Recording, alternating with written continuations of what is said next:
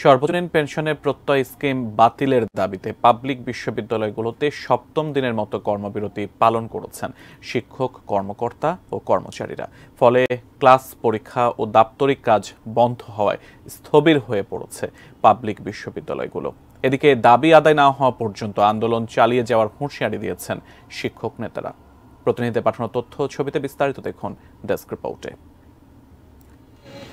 সর্বজনীন pension scheme প্রত্যয় বাতিল ও স্বতন্ত্র বেতন স্কেলের দাবিতে পাবলিক বিশ্ববিদ্যালয়গুলোতে 1 জুলাই থেকে চলছে লাগাতার কর্মবিরতি। এরই অংশ হিসেবে ক্লাস পরীক্ষা বর্জন করে সকালে রাজশাহী বিশ্ববিদ্যালয়ের সিনেট ভবন চত্বরে অবস্থান কর্মসূচি পালন করেন শিক্ষকরা।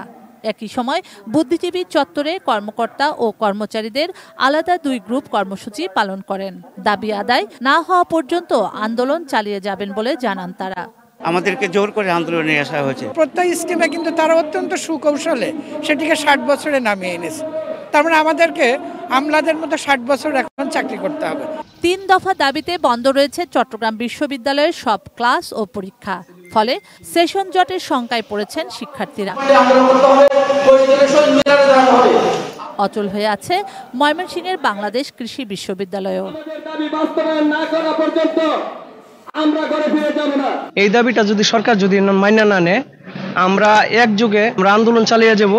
একই দাবিতে বরিশাল বিশ্ববিদ্যালয় ও রংপুরের বেগম রোকেয়া বিশ্ববিদ্যালয়েও কর্মবিরতি পালন করেছেন শিক্ষক, কর্মকর্তা ও কর্মচারীরা। শুক্লা সরকার, ডেস্ক রিপোর্ট, এটিএন নিউজ।